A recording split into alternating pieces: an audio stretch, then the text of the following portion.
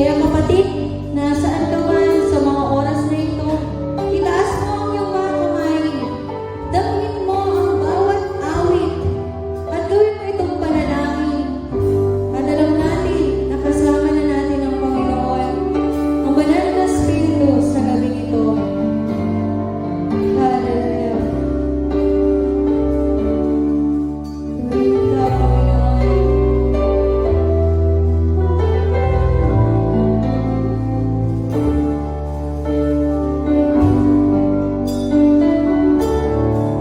Sa umaga pagkagising, ngalan mo'y pupurihin, puso ko'y laging mayawi para sa'yo. Lagi kong nararanasan, katapatan mo walang hanggan, pag-ibig mo'y laging sariwa sa araw-araw. Minsan pa sa ating pagkagising, ang iyong pangalan ang pupurihin. Puso ko'y laging mayawi para sa'yo.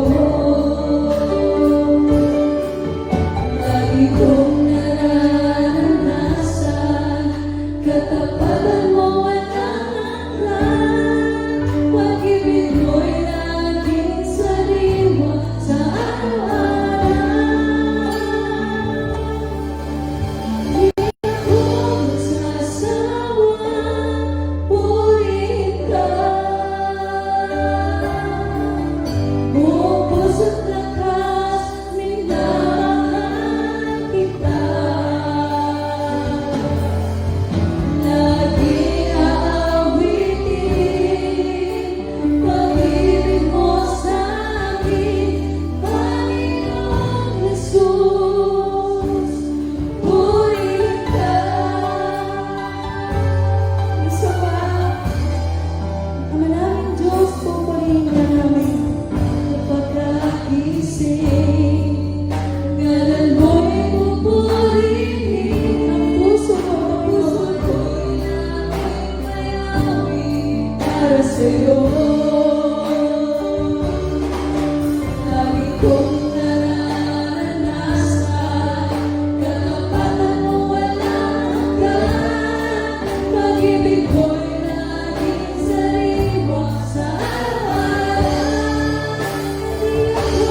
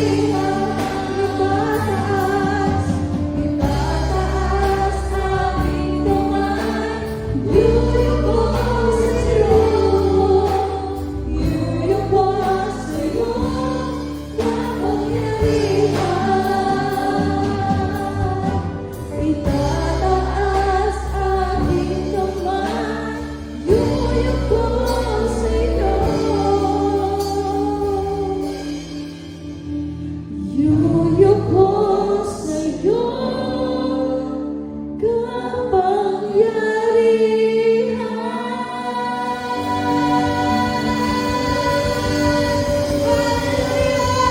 Awitan ka, Panginoon. Pupurihin ka, Panginoon. Itataas ang iyong pangalan sa aming mga buhay. Purihin ka, Diyos. Purihin ka, Panginoon.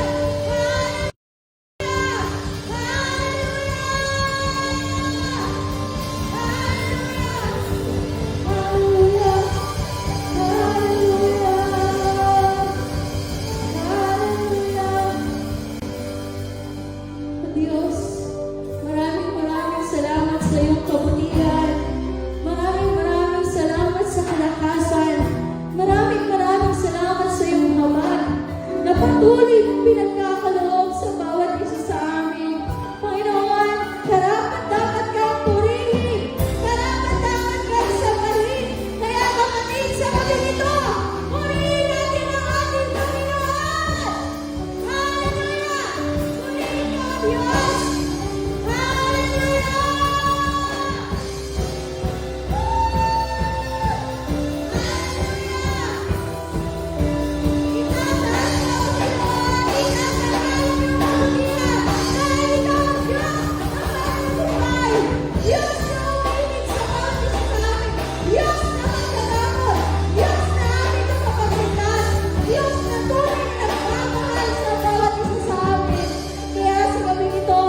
Patuloy at patuloy na namin pabuburihan sa aming mga buhay. Patuloy na pagkikinalangin ka namin, O Diyos, ang iyong kabutihan, ang iyong kapangyarihan habang kami ay nabubuhay. Kaya kapatid, sa gabi nito, ang lahat ng pinagpala, ang lahat ng anak ng Diyos ay magsasana. Amen! Amen!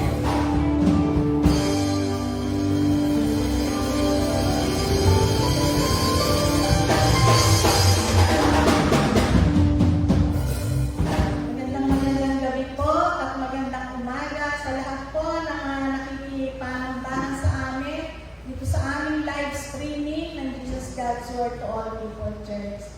Mabuti po ang ating pagkakataon, mabuti po ang ating Panginoon na kahit po tayo ay nasa ating sarili-sariling bahay ay nagkakaroon tayo ng pagkakataon para pakinggan at mag-aral ng salita ng Diyos. Ngayon pong gabi, ang pag-aaralan natin ay si Jacob. Yung buhay ni Jacob. Kilala niyo po ba si Jacob? Siya po ay may magandang naging pinagdaanan sa kanyang buhay, pero siya po ay isang manloloko. Jacob the deceiver. Tayo muna po yung manalangin. O dakilang Diyos, ang makapangyarihan sa lahat, kami po ay nagpupuri, nagpapasalamat kami sa iyo, Ama, sa mga pagkakataon na tulad nito na ibinibigay mo sa amin upang mapag-aralan ang iyong mga salita. Lord, binigay mo ang iyong mga salita sa iyong sa Bible, Panginoon, upang aming gawing inspirasyon, maging masunod namin ang mga nababasa namin at napapag-aralan namin, at may apply namin ito sa aming mga buhay. Salamat po, Diyos. Pagnubayan mo po kami, ikaw po ang magbigay ng katalinuhan sa iyong lingkod, at magbigay ka din po ng katalinuhan sa lahat ng mga manonood, sa lahat ng makikinig ng iyong mga salita, at madama namin ang pag-ibig mo sa pamamagitan ng mga pangyayari nito. Salamat po, O Diyos. Pagpalain mo na po ang lahat ng mga nanonood at nakikinig sa kanilang mga tahanan, at gayon din po ang lahat, Panginoon, ng nanonood sa iyong live streaming. Salamat po, O Diyos. Ikaw po ang aming pinupuri at pinasasalamatan sa pangalan ng Ama, ng Anak at ng Diyos, Espiritu Santo. Amen. So, babalikan po natin ang ating kanina sinabi natin, ang pag-aaralan natin ay tungkol kay Jacob, the deceiver. Ano po yung nangyayari sa buhay niya? Niloko po niya yung kanyang kapatid, yung kanyang panganay na kapatid, ay dinaya niya. Malaking pandaraya ang ginawa niya. Tingnan po natin sa Genesis 25, 29 to 34. Once when Jacob Jacob was cooking some stew. Esau came from the open country, famished. He said to Jacob, "Quick, let me have some of the red stew." "I'm famished," Jacob replied. "First, sell me your birthright." So, tingnan po natin na gutom po na dumating mula sa kagubatan ng kanyang kapatid na si Esau. Nagmula po sa pangangaso, ay biglang dumating siya sa bahay at nakita niya na nagluluto ang kanyang kapatid ng sabaw na mukhang napakasarap. Sabi niya, "Bibigyan kita nito, pero ibenta mo muna sa akin ang karapatan mo bilang isang panganay." Kasi nung po mga panahon na yon, may malaking karapatan po ang mga panganay kaysa doon sa mga sumusunod. Special po yung birthright na ikaw ay maging panganay. Sabi po ni Esau, "Look, I am about to die," Esau said. "What good is the birthright to me?" But Jacob said, "Swear to me first." So he swore an oath to him, selling his birthright to Jacob. Then Jacob gave Esau some bread and some lentil stew. He ate and drank and get up and left. So Esau despised his birthright. So ganun nga po, sa matinding kagutuman niya, sabi niya, ano ba pakialam ko doon sa birthright na yun? Gutom na ako, mamamatay na ako sa gutom. Sige, pakainin mo ako, yun na yung birthright. So ganun po ang nangyari, na ibenta niya yung kanyang birthright sa kanyang mas nakababatang kapatid. He receives his aged father. Niloko din po ni Jacob. Kanina po yung kapatid niya, niloko niya yung ibinenta sa kanya yung birthright. Ngayon naman po, niloko niya yung kanyang ama. Sabi po sa Genesis 7:1-29. When Isaac was old, si Isaac po ang kanyang ama. When Isaac was old and his eyes were so weak that he could no longer see. Malabong-malabo na po ang mata ng kanyang ama.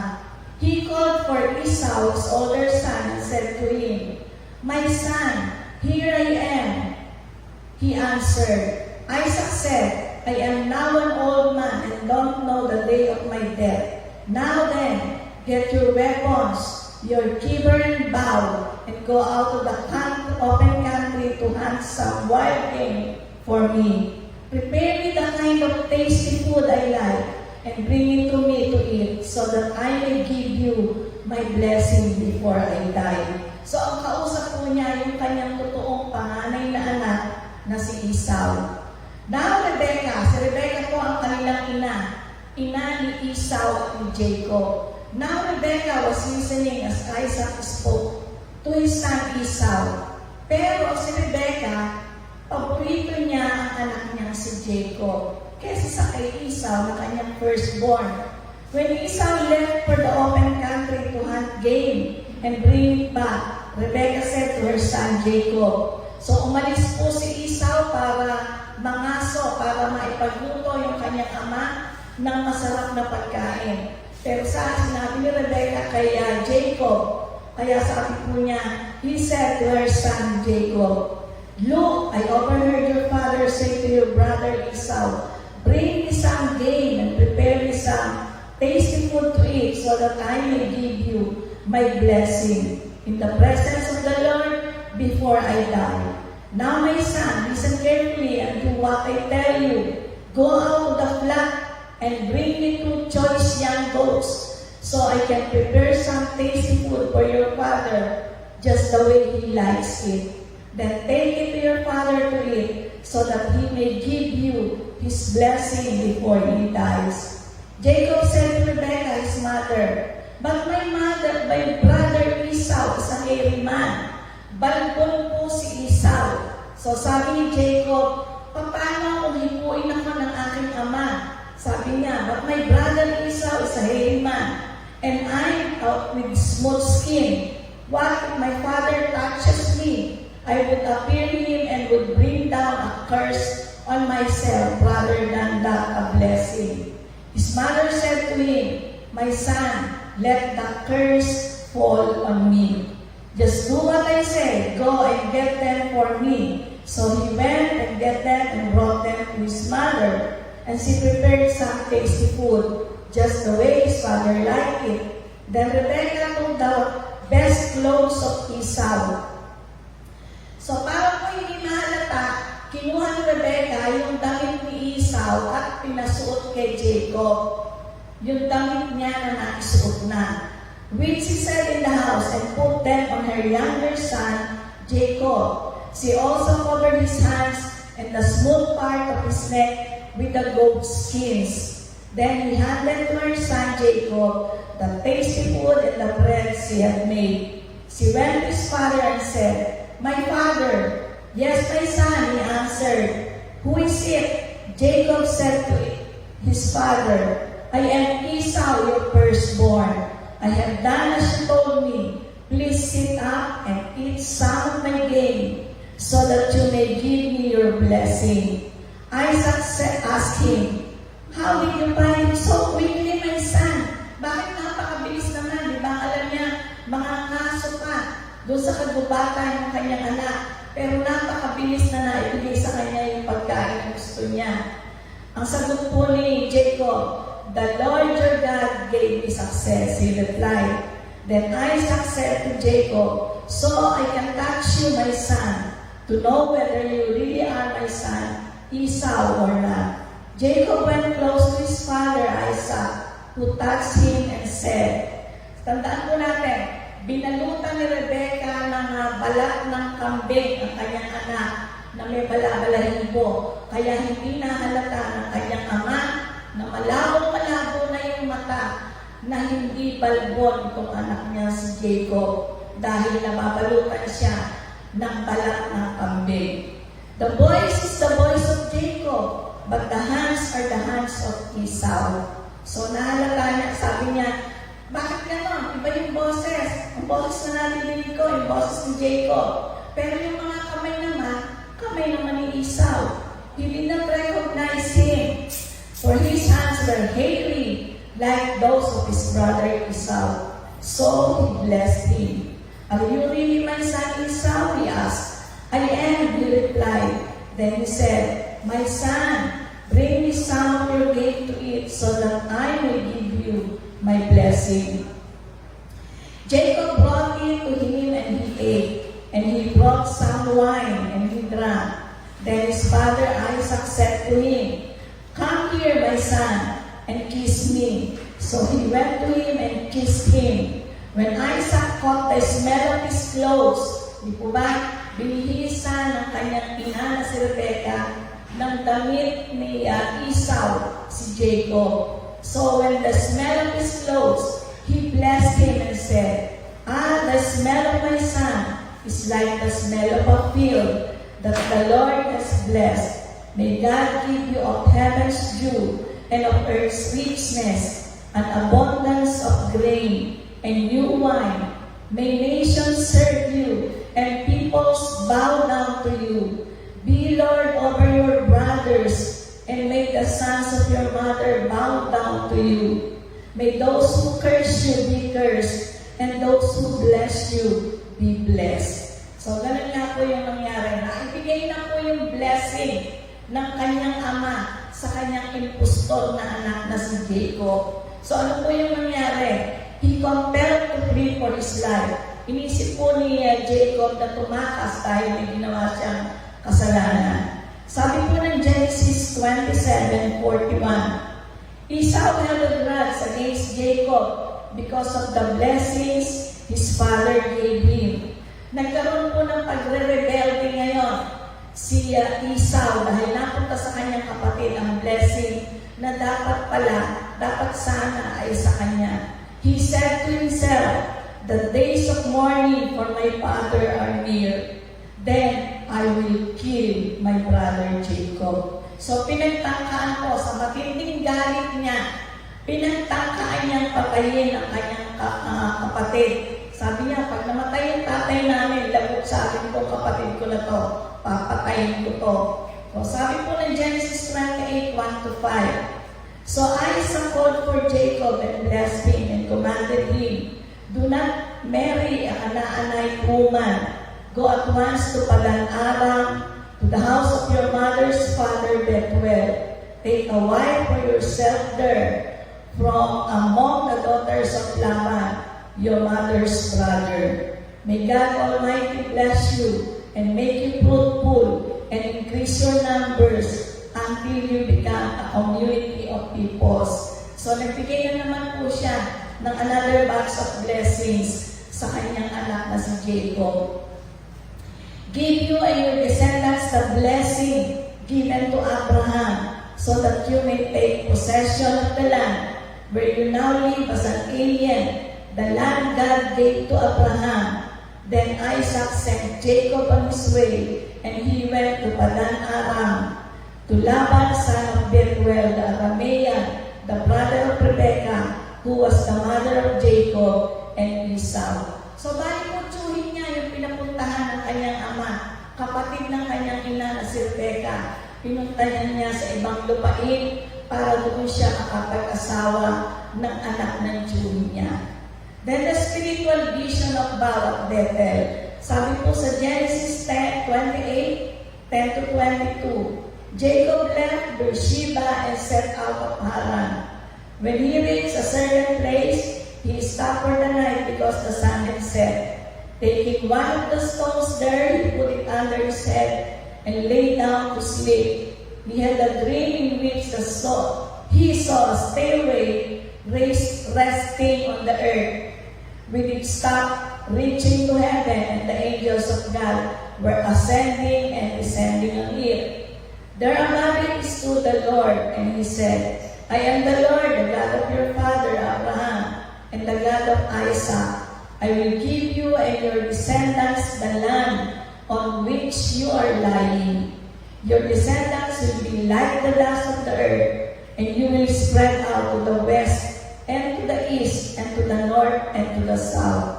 All peoples on earth will be blessed through you and your offspring. I am with you and will watch over you wherever you go, and I will bring you back to this land. I will not leave you until I have done what I have promised you. When Jacob awoke from his sleep, he thought, surely the Lord is in this place, and I was not aware of it. He was afraid and said, how awesome is this place! This is none other than the house of God. This is the gate of heaven. Early the next morning, Jacob took the stone he has placed under his head and set it up as a pillar and poured oil on top of it.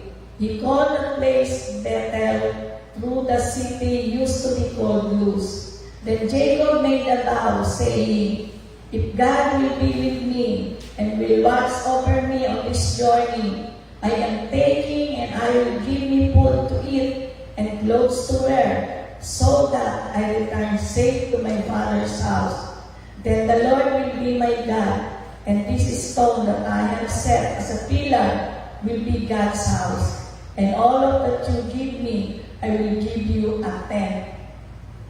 Nakita ko, pag sinabi niya, kapag piniless siya ng ating Panginoon, lahat ng magkakaroon siya, lahat ng ibibigay sa Kanya, balikan po natin, sabi niya, I will give you a tenth. So nangako po siya, nagbibigay siya ng tithes, 10% ng lahat ng makakamit niya, 10% ng lahat ng ipagkakaloob sa Kanya, ay ibibigay niya sa Panginoon.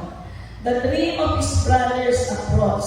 So ito na po, maraming taon po ang nagdaan. Nagkaroon na po siya ng maraming anak.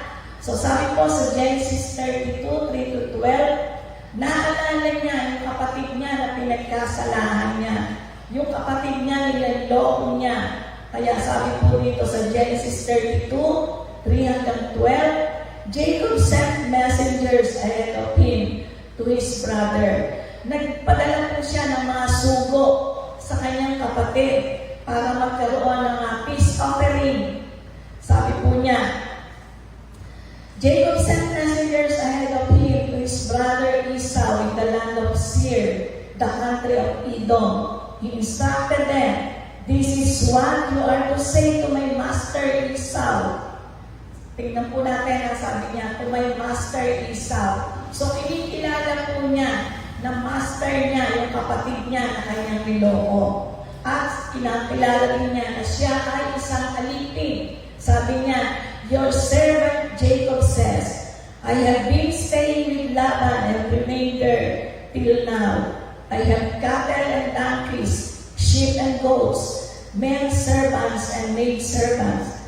Now I am sending this message to my Lord, that I may find favor in your eyes." When the messengers returned to Jacob, they said, "We went to your brother Esau, and now he is coming to meet you, and 400 men are with him."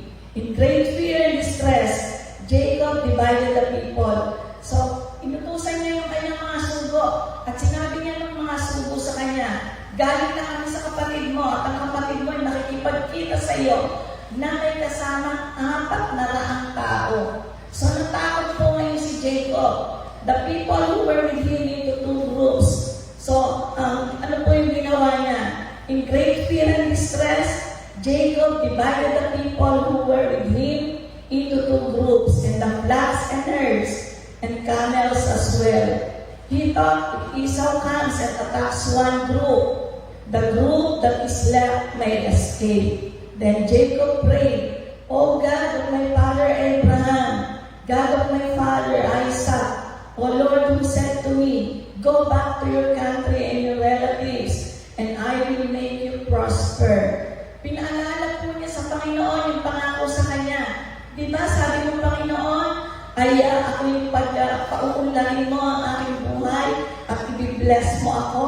Sabi po niya, "I am unworthy of all the kindness and faithfulness you have shown your servant. I had only my staff when I crossed this Jordan, but now I have become two groups. Save me, I pray, from my hand of my brother Esau, for I am afraid he will come and attack me, and also the mothers with their children. But you have said, I will surely make you prosper, and I will make your descendants like the sand of the sea, which cannot be counted." So, ganun po yung ginawa niya. Pinaalala niya sa Panginoon, "Di ba pangako mo sa akin?" Sa kanyang panaginip na nagdaan, sabi niya, "Ipe-bless mo ako, gagawin ko yung lahi mo, kasi dami ng mga buhangin sa dagat, at bibigyan kita ng kaunlaran na hindi mo kayang bilangin." So sabi po ng Genesis 32, 3-6, Jacob sent messengers ahead of him to his brother Esau in the land of Seir, the country Edom. He instructed them, "This is what you are to say to my master Esau. Your servant Jacob says, I have been staying with Laban and remained there till now. I have cattle and donkeys, sheep and goats, men servants and maid servants. Now I am sending this message to my Lord, that I may find favor in your eyes." When the messengers returned to Jacob, they said, "We went to your brother Esau, and now he is coming to meet you, and 400 men are with him." So natakot po siya, sobrang siya natakot sa magiging ganti sa kanya ng kanyang kapatid na si Esau. So ganito po yung nangyari. Nagkaroon po sila ng affectionate meeting with his brother.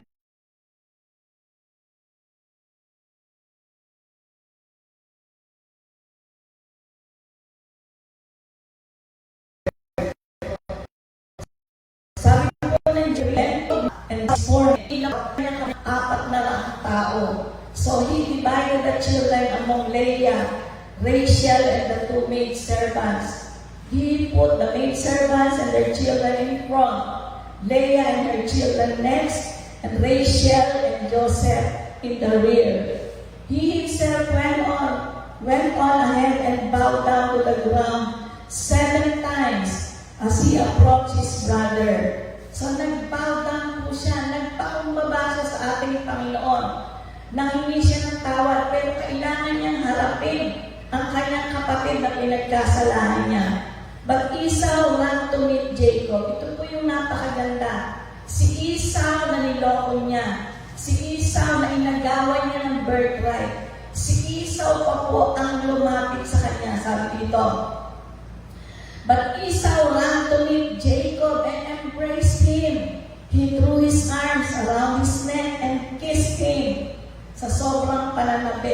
and they wept. So humagulgol po silang magkapatid nung nagkita sila, nagyakapan sila.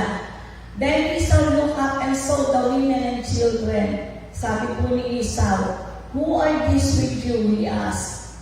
Jacob answered, "They are the children God has graciously given your servant."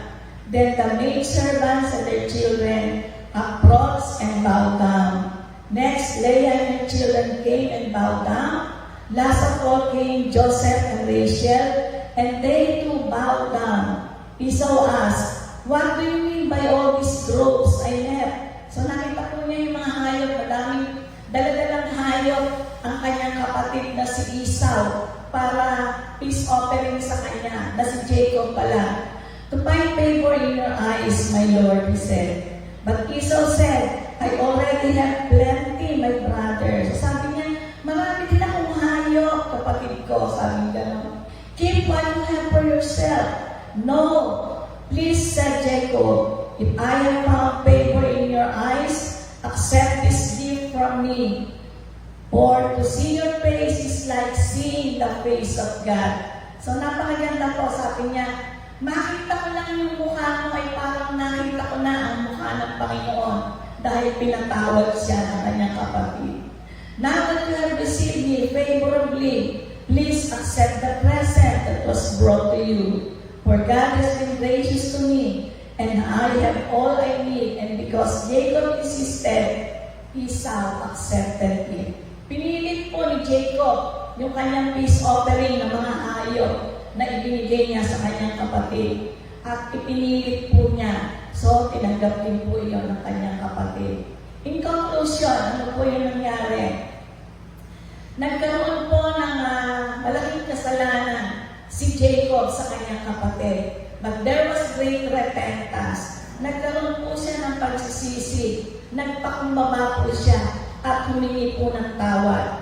At number 2, nangako siya na lahat ng kanyang tinatangkilik, lahat ng magkakaroon siya na biyaya na nagmula sa Panginoon, ibibigay niya ang 10% na ibibigay niya bilang tithes. And number 3, nagpakumbaba po siya bilang sinabi niya na, "Ako ang iyong alipin at ikaw ang aking Panginoon." Sabi ganyan niya sa kanyang kapatid. And number 4, nagkaroon po siya ng generosity bilang pagbibigay niya ng maraming hayop sa kanyang kapatid bilang peace offering.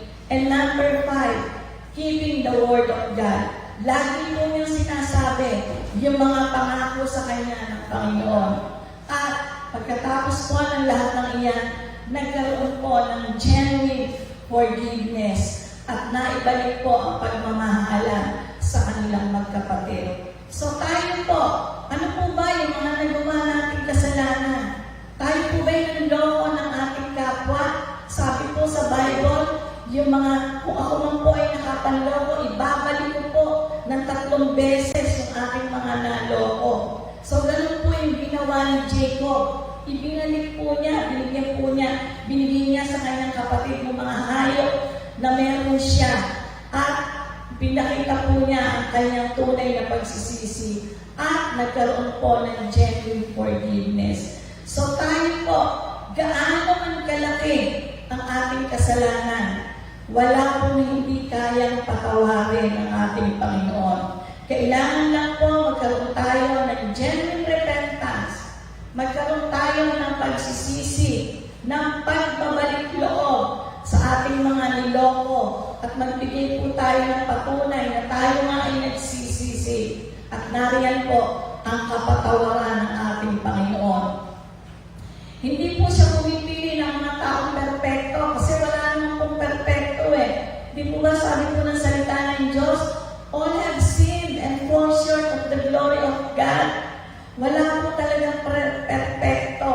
So sa mga nagkakasala, tayo po na araw-araw ay namamantsahan, nadudumihan. Kailangan lang po natin ng genuine repentance, ng totoong pagsisisi, ng pagpapakumbaba, at lahat po, repentance, tithes, humility, generosity, and keep the word of God, at magkakaroon po tayo ng forgiveness from the Lord. So pray po natin ang Panginoon.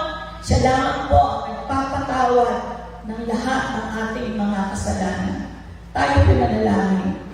Dakilang Diyos, ang makapangyarihan sa lahat, maraming salamat po, Panginoon, sa kabila ng aming karunihan, sa kabila ng aming kasalanan, naririyan ka, Panginoon, upang kami ay patawarin. Salamat po na sa pagtanggap namin sa iyo bilang Panginoon at tagapagligtas, naririyan ang iyong handog na buhay na walang hanggan sa bawat isa sa amin. Pagpalain mo po ang lahat ng iyong mga anak. Tanggapin mo po, Panginoon, ang kanilang mga pagsisisi, mga pagpapakumbaba, at lahat, Panginoon, ang kanilang ginagawa. Salamat po, Diyos, sa iyo po yung papuri at pasasalamat sa pangalan ng Ama, ng Anak, at ng Diyos Espiritu Santo. Amen. Ang lahat po ay tumayo at gagawin po natin ang basbas. Ang makapangyarihan, Diyos Ama, ang pagkamatay ng Panginoong Hesus sa krus ng Kalbaryo upang tubusin ang ating mga kasalanan at ang pagkikipisan, pagsama at pagsubaybay ng Santong Espiritu ay sumainawa at sa lahat ng iyong mga mahal sa buhay ngayon at magpasawalang hanggan. Amen. Magandang gabi po sa inyong lahat at inaasahan po namin na patuloy po kayong susubaybay, makikisamba sa aming live streaming tuwing Huwebes alas 6 ng gabi at tuwing Linggo alas 8 ng umaga. God bless